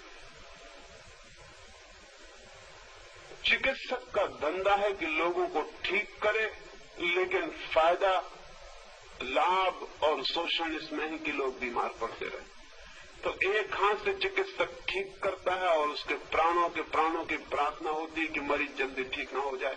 इसीलिए पैसे वाले मरीज को ठीक होने में बड़ी देर लगती है, गरीब मरीज जल्दी ठीक हो जाता है, क्योंकि गरीब मरीज को ज्यादा देर बीमार रहने से कोई फायदा नहीं है, चिकित्सक को कोई फायदा नहीं है। चिकित्सक को फायदा है अमीर मरीज से, तो अमीर मरीज लंबा बीमार रहता है। सच तो यह है कि अमीर अक्सर ही बीमार रहते हैं। वो चिकित्सक की प्रार्थनाएं काम कर रही, उसकी आंतरिक इच्छा भी उसके हाथ को रोकती है कि मरीज एकदम ठीक ही ना हो जाए। उपदेशक की स्थिति भी ऐसी ही है। समाज जितना नीति भ्रष्ट हो, जितना व्यभिचार फैले, जितना अनाचार फैले, उतना ही उपदेशक का मंच ऊपर उठने लगता है, क्योंकि जरूरत आ जाती है कि वो लोगों को कहे अहिंसा का पालन करो, सत्य का पालन करो, ईमानदारी स्वीकार करो, ये व्रत पालन करो, वो व्रत पालन करो। अगर लोग व्रती हो, अगर लोग संयमी हो, अगर लोग शांत हो, ईमानदार हो, तो उपदेशक मर गया, उसकी कोई जगह ना रही। और हिंदुस्तान में सारी दुनिया से ज्यादा उपदेशक क्यों है? ये गांव-गांव गुरु और घर-घर स्वामी और सन्यासी क्यों है? ये महात्माओं की इतनी भीड़ और ये कतार क्यों है? ये इसलिए नहीं कि आप बड़े धार्मिक देश हैं जहां की संत महात्मा पैदा होते हैं, ये इसलिए कि आप इस समय पृथ्वी पे सबसे ज्यादा अधार्मिक और अनैतिक देश है, इसलिए इतने उपदेशकों को पालने का ठेका और धंधा मिल जाता है। हमारा तो जाति रोग हो गया। मैंने सुना कि अमेरिका में किसी ने एक लेख लिखा हुआ था, किसी मित्र ने वो लेख मेरे पास भेज दिया। उसमें एक कमी थी, उन्होंने मेरी सलाह चाहिए। किसी ने लेख लिखा था, वहां मजाक का कोई लेख था, उसने लिखा था कि हर आदमी और हर जाति का लक्षण शराब पिला के पता लगाया जा सकता है कि बेसिक कैरेक्टर क्या है। तो उसने लिखा था कि अगर डच आदमी को शराब पिला दी जाए तो वो एकदम से खाने पर टूट पड़ता है, फिर वो किचन के बाहर ही नहीं निकलता, फिर वो एकदम खाने की मेज से उठता ही नहीं। बस शराब पी के वो 2-2, 3-3 घंटे खाने में लग जाता है।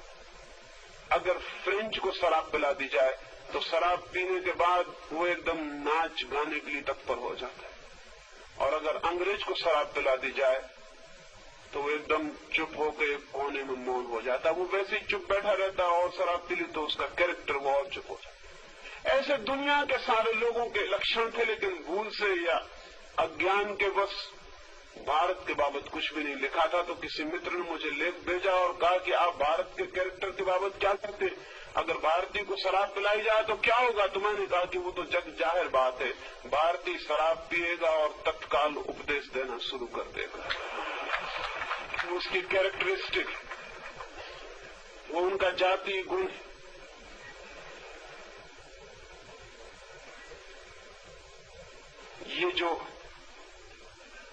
ये जो उपदेशों का समाज और साधु संतों और महात्माओं की लंबी कतार है, ये रोग के लक्षण है, ये अनिति के लक्षण है। और मजा ये है कि इनमें से कोई भी भीतरी हृदय से कभी नहीं चाहता कि अनिति मिट जाए, रोग मिट जाए, क्योंकि उसके मिटने के साथ तो वो भी मिट जाते हैं। प्राणों की पुकार यही होती है कि रोग बना रहे और बढ़ता चला जाए,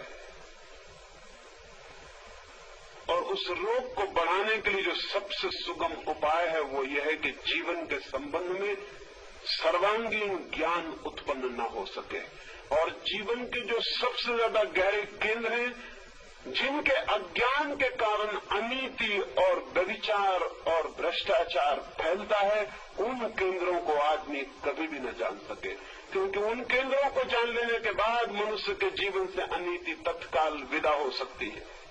और मैं आपसे कहना चाहता हूं कि सेक्स मनुष्य की अनीति का सर्वाधिक केंद्र है।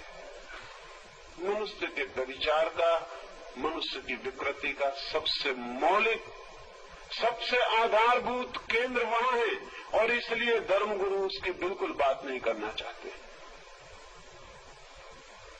एक मित्र ने मुझे खबर भिजवाई है कि कोई संत महात्मा सेक्स की बात नहीं करता।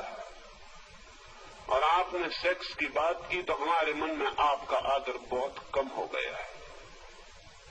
मैंने उनसे कहा इसमें कुछ गलती नहीं हुई, पहले आदर था उसमें गलती थी, इसमें क्या गलती हुई? मेरे प्रति आदर होने की जरूरत क्या है?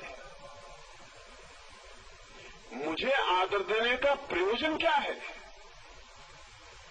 मैंने कब मांगा है कि मुझे आदर दें? देते थे तो आपकी गलती थी, नहीं देते हैं आपकी कृपा है। मैं महात्मा नहीं रहा, मैंने कभी चाहा होता कि मैं महात्मा हूं तो मुझे बड़ी पीड़ा होती, मैं कहता क्षमा करना, भूल से ये बातें मैंने कह दी। मैं महात्मा था नहीं, मैं महात्मा हूं नहीं, मैं महात्मा होना चाहता नहीं। जहां इतने बड़े जगत में इतने लोग दीनहीन हैं, वहां एक आदमी महात्मा होना चाहे, उससे ज्यादा निम्न प्रवृत्ति और स्वार्थ से भरा हुआ आदमी नहीं। जहां इतने दीनहीन जन हैं, जहां इतनी हीन आत्माओं का विस्तार है, वहां महात्मा होने की कल्पना और विचार ही पाप है। महान मनुष्यता मैं चाहता हूं, महान मनुष्य मैं चाहता हूं, महात्मा होने की मेरे मन में कोई भी इच्छा और आकांक्षा नहीं। महात्माओं के दिन विदा हो जाने चाहिए, महात्माओं की कोई जरूरत नहीं, महान मनुष्य की जरूरत है, महान मनुष्यता की जरूरत है। ग्रेट मैन नहीं, ग्रेटर ह्यूमैनिटी, ग्रेट ह्यूमैनिटी। बड़े आदमी बहुत हो चुके, उनसे क्या फायदा हुआ? अब बड़े आदमियों की जरूरत नहीं, बड़ी आदमियत की जरूरत है। तो मुझे बहुत अच्छा लगा कि कम से कम एक आदमी का इल्यूजन तो टूटा, एक आदमी तो डिसइल्यूजन हुआ, एक आदमी को ये पता चल गया कि ये आदमी महात्मा नहीं, एक आदमी का भ्रम टूट गया, ये भी बड़ी बात है। वो शायद सोचे होंगे कि इस भांति कह के वो शायद मुझे प्रलोभन दे रहे हैं कि मुझे महात्मा और महर्षि बनाया जा सकता है अगर मैं इस तरह की बातें न करूं। आज तक महर्षियों और महात्माओं को इसी तरह बनाया गया है और इसलिए उन कमजोर लोगों ने इस तरह की बातें नहीं की जिनसे महात्मापन छीन सकता था। अपने महात्मापन के बचा रखने के लिए उस प्रलोभन में जीवन का कितना अहित हो सकता है इसका उन्होंने कोई भी ख्याल नहीं किया है। मुझे चिंता नहीं है, मुझे विचार भी नहीं है, मुझे ख्याल भी नहीं है और मुझे घबराहट ही होती जब कोई मुझे महात्मा मानना चाहे। और आज की दुनिया में महात्मा बन जाना और महर्षि बन जाना इतना आसान है जिसका कोई हिसाब नहीं। हमेशा आसान रहा है, हमेशा आसान रहा है। वो सवाल नहीं है, सवाल ये है कि महान मनुष्य कैसे पैदा हो, उसके लिए हम क्या कर सकते हैं, क्या सोच सकते हैं, क्या खोज कर सकते हैं। और मुझे लगता है कि मैंने बुनियादी इस सवाल पर जो बातें आपसे कही हैं वो आपके जीवन में एक दिशा तोड़ने में सहयोगी हो सकती है, उनसे एक मार्ग प्रकट हो सकता है और क्रमशः आपकी वासना का रूपांतरण आत्मा की दिशा में हो सकता है। अभी हम वासना हैं, आत्मा नहीं। कल हम आत्मा भी हो सकते हैं, लेकिन वो होंगे कैसे? इसी वासना के सर्वांग रूपांतरण से, इसी शक्ति को निरंतर ऊपर से ऊपर ले जाने से। जैसा मैंने कल आपको कहा, उस संबंध में भी बहुत से प्रश्न हैं, उसके संबंध में एक बात कहूंगा। मैंने आपको कहा कि संभोग में समाधि की झलक का स्मरण रखें, रिमेम्बरिंग रखें और उस बिंदु को पकड़ने की कोशिश करें, उस बिंदु को जो विद्युत की तरह संभोग के बीच में चमकता है समाधि का, एक क्षण को जो चमक आती और विदा हो जाती, उस बिंदु को पकड़ने की कोशिश करें कि वो क्या है, उसे जानने की कोशिश करें, उसको पकड़ लें पूरी तरह से कि वो क्या है। और एक दफा उसे आपने पकड़ लिया तो उस पकड़ में आपको दिखाई पड़ेगा कि उस क्षण में आप शरीर नहीं रह जाते हैं, बॉडी लेसनेस। उस क्षण में आप शरीर नहीं, उस क्षण में एक झलक की तरह आप कुछ और हो गए हैं, आप आत्मा हो गए।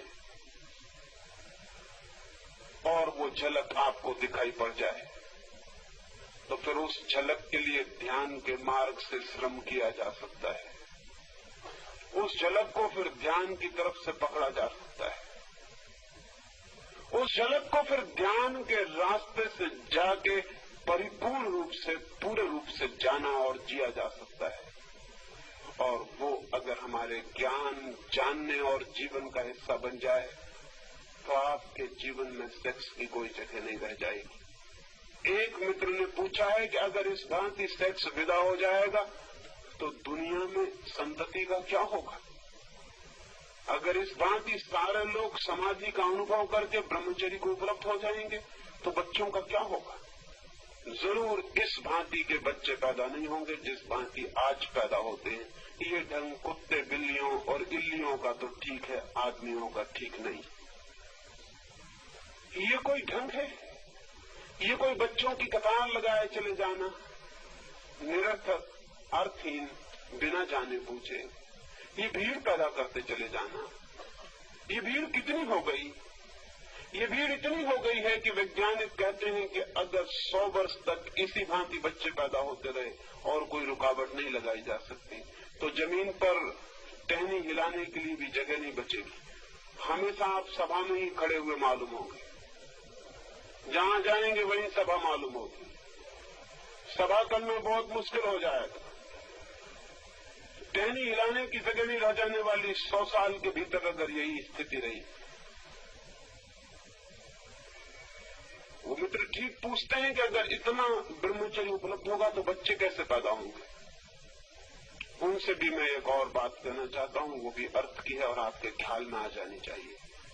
ब्रह्मचर्य से भी बच्चे पैदा हो सकते हैं, लेकिन ब्रह्मचर्य से बच्चों के पैदा करने का सारा प्रयोजन और अर्थ बदल जाता है।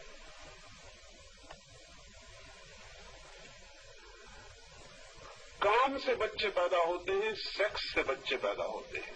सेक्स से बच्चे पैदा होना, बच्चे पैदा करने के लिए कोई सेक्स में नहीं जाता है। बच्चे पैदा होना आकस्मिक है, एक्सीडेंटल है। सेक्स में आप जाते हैं किसी और कारण से, बीच में बच्चे आ जाते हैं। बच्चों के लिए आप कभी सेक्स में नहीं जाते। बिना बुलाए मेहमान हैं बच्चे,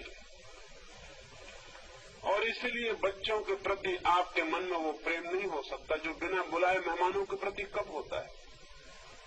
घर में कोई आ जाए अतिथि बिना बुलाए तो जो हालत घर में हो जाती है, बिस्तर भी लगाते हैं उसको सुलाने के लिए, खाना भी खिलाते हैं उसको खिलाने के लिए, आओ भगत भी करते हैं, हाथ भी जोड़ते हैं, लेकिन पता होगा आपको कि बिना बुलाए मेहमान के साथ क्या घर की हालत हो जाती है। ये सब ऊपर ऊपर होता है, भीतर कुछ भी नहीं। और पूरे वक्त यही इच्छा होती कि कब आप विदा हों, कब आप जाएं।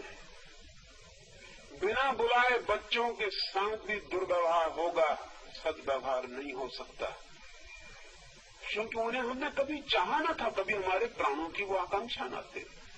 हम तो किसी और ही तरफ गए थे। वो बाई प्रोडक्ट है, प्रोडक्ट नहीं। आज के बच्चे प्रोडक्ट नहीं है, बाई प्रोडक्ट है। वो उत्पत्ति नहीं है। वो उत्पत्ति के साथ जैसे गेहूं के साथ भूसा पैदा हो जाता है, वैसी हालत। आपका विचार, आपकी कामना दूसरी थी, बच्चे बिल्कुल आकस्मिक है। और इसीलिए सारी दुनिया में हमेशा से ये कोशिश चली, वातशायन से लेकर आज तक ये कोशिश चली कि सेक्स को बच्चों से किसी तरह मुक्त कर लिया जाए। उसी से बर्थ कंट्रोल विकसित हुआ, संतति नियमन विकसित हुआ, कृत्रिम साधन विकसित हुए कि हम बच्चों से भी बच जाएं और सेक्स को भी भोग लें। बच्चों से बचने की चेष्टा हजारों साल से चल रही है। आयुर्वेद के ग्रंथों में दवाइयों का उल्लेख है जिनको लेने से बच्चे नहीं होंगे, गर्भधारण नहीं होगा। आयुर्वेद के 3, 4, 5 हजार साल पुराने ग्रंथ इसका विचार करते हैं, और अभी आज का आधुनिकतम स्वास्थ्य का मिनिस्टर भी इसी की बात करता है। क्यों आदमी ने ये इजाद करने की चेष्टा, क्योंकि बच्चे बड़े उपद्रव का कारण हो गए। वो बीच में आते हैं, जिम्मेदारियां ले आते हैं।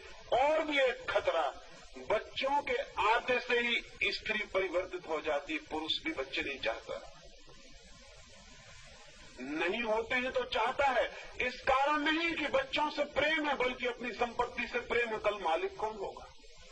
बच्चों से प्रेम नहीं है। बाप जब चाहता है कि बच्चा हो जाए, घर में लड़का नहीं है, तो आप ये मत सोचना कि लड़के के लिए बड़े उनके प्राण आतुर हो रहे हैं। नहीं, आतुरता ये हो रही कि मैं रुपए कमा कमा के मरा जा रहा हूं, न मालूम कौन कब्जा कर लेगा। एक हकदार मेरे खून का उसके बचाने के लिए होना चाहिए। बच्चों के लिए कोई कभी नहीं चाहता कि बच्चे आ जाएं।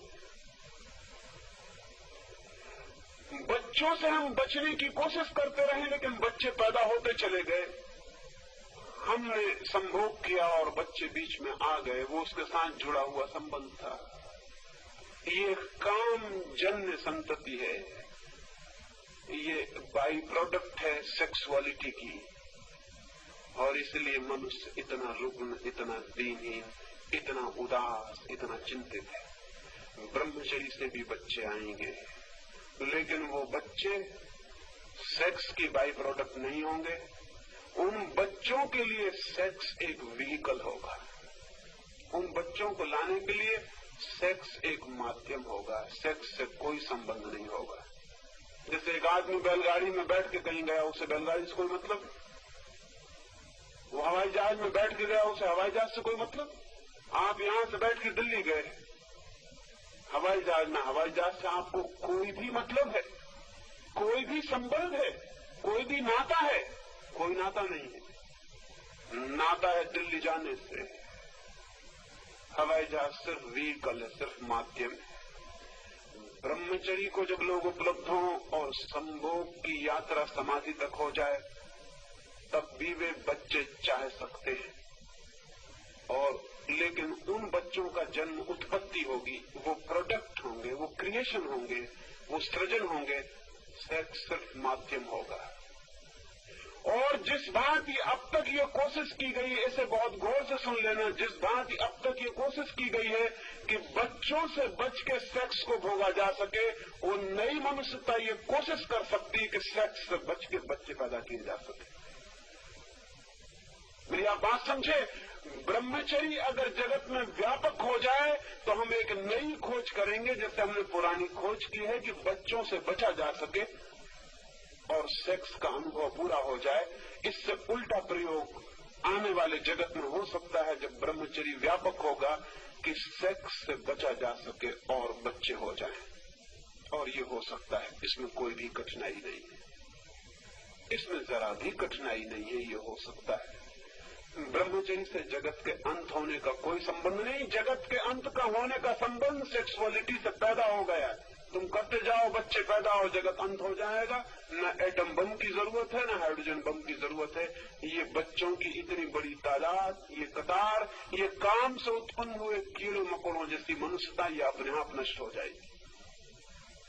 ब्रह्मचर्य से तो एक और ही तरह का आदमी पैदा होगा। उसकी उम्र बहुत लंबी हो सकती है। उसकी उम्र इतनी लंबी हो सकती है जिसकी हम कोई कल्पना भी नहीं कर सकते। उसका स्वास्थ्य अद्भुत हो सकता है, उसमें बीमारी पैदा न हो। उसका मस्तिष्क वैसा होगा जैसी कभी कभी कोई प्रतिभा दिखाई पड़ती है। उसके व्यक्तित्व में सुगंधी और होगी, बल ही और होगा, सत्य ही और होगा, धर्म ही और होगा। वो धर्म को साथ लेके पैदा होगा। हम अधर्म को साथ लेके पैदा होते हैं और अधर्म में जीते हैं और अधर्म में मरते हैं, और इसलिए दिन रात जिंदगी भर धर्म की चर्चा करते हैं। शायद उस मनुष्यता में धर्म की कोई चर्चा नहीं होगी, क्योंकि धर्म लोगों का जीवन होगा। हम चर्चा उसी की करते हैं जो हमारा जीवन नहीं होता है। जो जीवन होता है उसकी हम चर्चा नहीं करते। हम सेक्स की चर्चा नहीं करते क्योंकि वो हमारा जीवन है। हम ईश्वर की चर्चा करते हैं क्योंकि वो हमारा जीवन नहीं है। असल में जिस चीज को हम जिंदगी में उपलब्ध नहीं कर पाते, बातचीत करके उसको पूरा कर लेते हैं। आपने ख्याल किया होगा, स्त्रियां पुरुषों से ज्यादा लड़ती हैं। स्त्रियां लड़ती ही रहती हैं, कुछ न कुछ खटपट, पास पड़ोस सब तरफ चलती रहती है। कहते हैं कि दो स्त्रियां साथ साथ बहुत देर तक शांति से बैठे रहे, ये बहुत कठिन है। मैंने तो सुना है कि चीन में एक बार एक बड़ी प्रतियोगिता हुई और उस प्रतियोगिता में चीन के सबसे बड़े झूठ बोलने वाले लोग इकट्ठे हुए। झूठ बोलने की प्रतियोगिता थी कि कौन सबसे बड़ा झूठ बोलता है, उसको पहला पुरस्कार मिल जाए। एक आदमी को पहला पुरस्कार मिल गया और उसने ये बात बोली थी सिर्फ कि मैं एक बगीचे में गया, दो औरतें एक ही बेंच पे 5 मिनट तक चुप बैठी रही और लोगों ने कहा कि इससे बड़ा झूठ कुछ भी नहीं हो सकता, ये तो अल्टीमेट अनट्रथ हो गया। और भी बड़ी बड़ी झूठ लोगों ने बोली थी, उन्होंने कहा वो सब बेकार, पुरस्कार इसको दे दो, या आदमी बाजी मार ले गया। लेकिन कभी आपने सोचा कि स्त्रियां इतनी बातें क्यों करती? पुरुष काम करते हैं, स्त्रियों के हाथ में कोई काम नहीं है, और जब काम नहीं होता तो बात होती है। भारत इतनी बातचीत क्यों करता है? वो स्त्रियों वाला दुर्गुण, काम कुछ भी नहीं है, बातचीत बातचीत है। ब्रह्मचर्य से एक नए मनुष्य का जन्म होगा जो बातचीत करने वाला नहीं, जीने वाला होगा। वो धर्म की बात नहीं करेगा, धर्म को जिएगा। लोग भूल ही जाएंगे कि धर्म कुछ है, वो इतना स्वभाव हो सकता है। उस मनुष्य के बाबत विचार करना भी अद्भुत है। वैसे कुछ मनुष्य पैदा होते रहे, आकस्मिक था उनका पैदा होना। कभी एक महावीर पैदा हो जाता है, ऐसा सुंदर आदमी पैदा हो जाता है कि अगर वो वस्त्र पहने तो उतना सुंदर न मालूम पड़े, नग्न खड़ा हो जाता है, उसके सौंदर्य की सुगंध फैल जाती है सब तरफ। लोग महावीर को देखने चले आते हैं, वो ऐसा मालूम होता है संगमरमर की प्रतिमा हो, उसमें इतना वीर प्रकट होता है कि उसका नाम तो वर्धमान था, लोग उसको महावीर कहने लगते हैं। उसके ब्रह्मचर्य का तेज इतना प्रकट होता है कि लोग अभिभूत हो जाते हैं कि वो आदमी ही और है। कभी एक बुद्ध पैदा होता है, कभी एक क्राइस्ट पैदा होता है, कभी एक कन्फ्यूशियस पैदा होता है। पूरी मनुष्य जाति के इतिहास में 10-25 नाम हम गिन सकते हैं जो पैदा हुए। जिस दिन दुनिया में ब्रह्मचर्य से बच्चे आएंगे, और ये शब्द सुनना आपको अजीब लगेगा कि ब्रह्मचर्य से बच्चे, मैं एक नए ही कंसेप्ट की बात कर रहा हूं। ब्रह्मचर्य से जिस दिन बच्चे आएंगे उस दिन सारे जगत के लोग ऐसे होंगे, ऐसे सुंदर, ऐसे शक्तिशाली, ऐसे मेधावी, ऐसे विचारशील। फिर कितनी देर होगी उन लोगों को कि वो परमात्मा को न जाने, वे परमात्मा को इसी भांति जानेंगे जिस तरह हम रात को सोते हैं। लेकिन जो आदमी को नींद नहीं आती, उससे अगर कोई कहे कि मैं सिर्फ तकिए पे सिर रखता हूं और सो जाता हूं, तो वो आदमी कहेगा ये बिल्कुल गलत झूठ बात है। मैं तो बहुत करवट बदलता हूं, उठता हूं, बैठता हूं, माला फेरता हूं, गाय भैंस गिनता हूं, लेकिन कुछ नहीं, नींद आती नहीं। आप झूठ कहते हैं। ऐसा कैसे हो सकता है कि तकिए पे सिर रखा और नींद आ जाए? तकिए पे सिर रखा और नींद आ जाती? आप सरासर झूठ बोलते हैं, क्योंकि मैंने तो बहुत प्रयोग करके देख लिया, नींद तो कभी नहीं आती, रात रात गुजर जाती। अमेरिका में न्यूयॉर्क जैसे नगरों में 30 से लेकर 40% लोग नींद की दवाएं लेकर सो रहे हैं, और अमेरिकी मनोवैज्ञानिक कहता है कि 100 वर्ष के भीतर न्यूयॉर्क जैसे नगर में एक भी आदमी सहज रूप से नहीं सो सकेगा, दवा लेनी ही पड़ेगी। तो ये हो सकता है कि न्यूयॉर्क में 100 साल बाद होगा, 200 साल बाद हिंदुस्तान में होगा, क्योंकि हिंदुस्तान के नेता इस बात के पीछे पड़े हैं कि हम उनका मुकाबला करके रहेंगे, हम उनसे पीछे नहीं रह सकते। वो कहते हैं कि हम उनसे पीछे नहीं रह सकते, उनकी सब बीमारियों में हम मुकाबला करते रहेंगे। तो ये हो सकता है कि 500 साल बाद सारी दुनिया के लोग नींद की दवा लेकर ही सोए, और बच्चा जब पहले दफा पैदा हो मां के पेट से, तो वो दूध न मांगे, वो कहे ट्रैंक्विलाइजर। 9 महीने सो नहीं पाया तुम्हारे पेट में, ट्रैंक्विलाइजर कहां? तो 500 साल बाद उन लोगों को ये विश्वास दिलाना कठिन होगा कि आज से 500 साल पहले सारी मनुष्यता आंख बंद करती थी और सो जाती थी। वो कहेंगे इम्पॉसिबल, असंभव है ये बात, ये नहीं हो सकता। कैसे हो सकती है ये बात?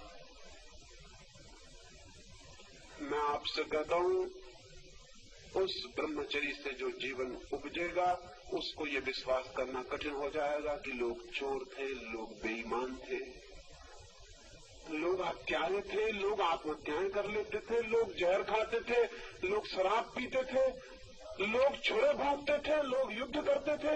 ये उनको विश्वास करना मुश्किल होगा कि ये कैसे हो सकता है। काम से अब तक उत्पत्ति हुई है, और वो भी उस काम से जो फिजियोलॉजिकल से ज्यादा नहीं है। एक आध्यात्मिक काम का जन्म हो सकता है और एक नए जीवन का प्रारंभ हो सकता है। उस नए जीवन के प्रारंभ के लिए थोड़ी सी बात इन 4 दिनों में मैंने आपसे कही। मेरी बातों को इतने प्रेम और इतनी शांति से, और ऐसी बातों को जिन्हें प्रेम और शांति से सुनना बहुत मुश्किल गया होगा, बड़ी कठिनाई मालूम पड़ी होगी। एक मित्र तो मेरे पास आया और कहने लगे कि मैं डर रहा था कि कहीं 10-20 आदमी खड़े होकर ये न कहने लगे कि बंद करिए, ये बात नहीं होनी चाहिए।